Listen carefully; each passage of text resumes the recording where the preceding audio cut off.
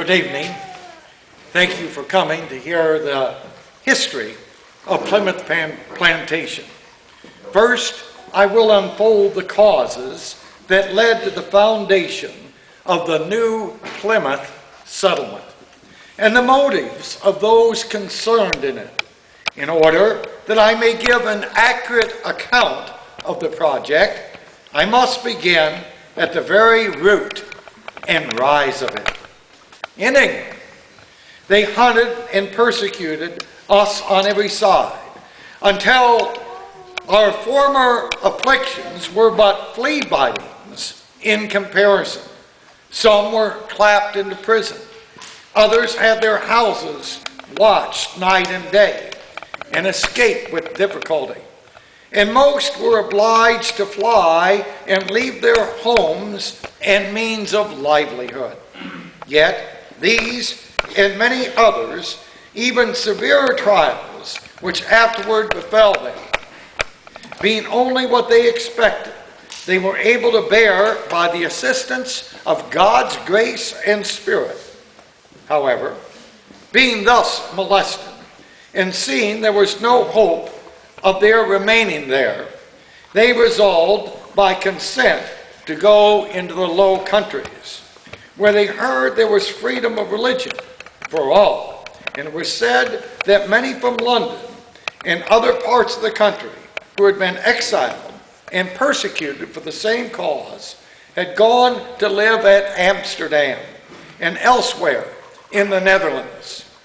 Seeing that they could no longer continue under such circumstances, they resolved to get over to Holland as soon as they could, which was in the years 1607 and 08. For these reformers to be thus constrained to leave their native soil, their lands and livings and all of their friends was a great sacrifice, and was so wondered at by many. But to go into a country unknown to them, where they must learn a new language and get their living ways they knew not how, seemed an almost desperate adventure, and a misery worse than death. Further, they were unacquainted with trade, which was the chief industry of their adopted country, having been used only to plain country life and the innocent pursuit of farming. But these things did not dismay them, though they sometimes troubled them, for their desires were set on the ways of God, to enjoy His ordinances. They rested on His providence and knew whom they had believed. But this was not all. For though it was made intolerable for them to stay, they were not allowed to go.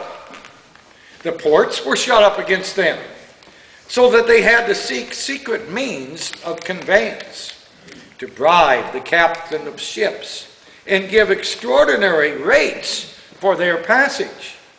Often they were betrayed, their goods intercepted, and thereby were put to great trouble and expense. I must not omit, however, to mention the fruit of it all. For by these public afflictions, their cause became famous and led many to inquire into it. And their Christian behavior left a deep impression on the minds of many. Some few shrank from these first conflicts, and no wonder, but many more came forward with fresh courage and animated the rest. In the end, notwithstanding the storms of opposition, they all got over, some from one place, some from another, and met together again with no small rejoicing. After they had lived here for some 11 or 12 years in Holland, experience having taught them much, their prudent governors began to apprehend present dangers and to scan the future and think of a timely remedy. they began at length to incline to the idea of removal to some other place. Not out of any newfangledness, which often influences people to their detriment and danger, but for many important reasons, the chief of which I will hereby briefly touch upon.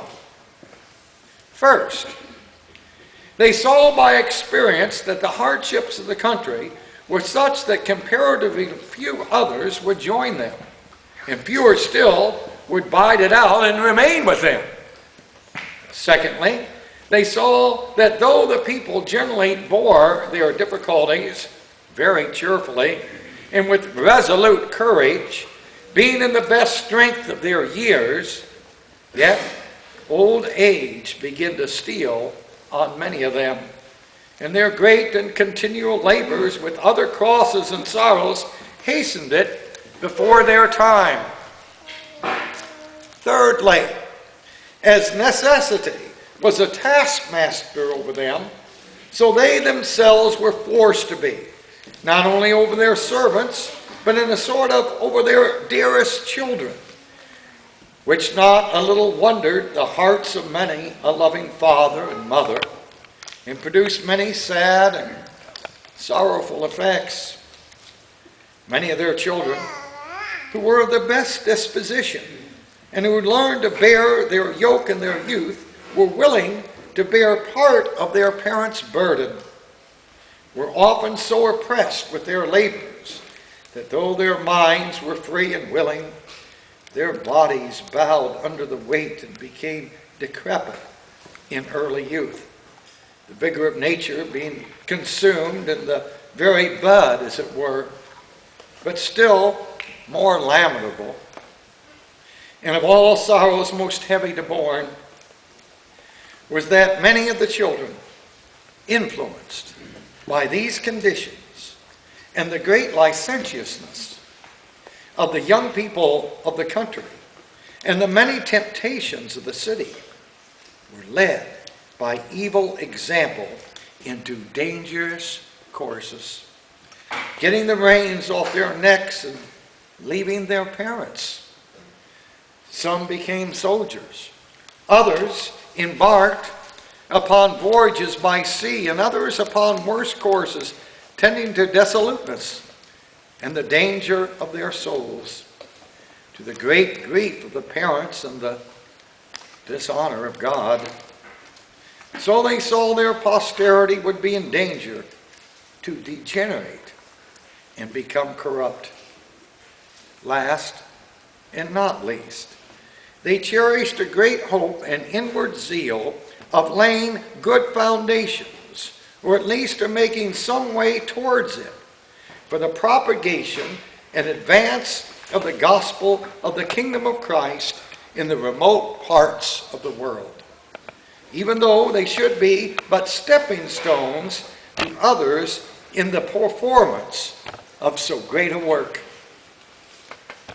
The place they fixed their thoughts upon was somewhere in those vast and unpeopled countries of America, which were fruitful and fit for habitation, though devoid of all civilized inhabitants and given over to savages, who range up and down, differing little from the wild beasts themselves.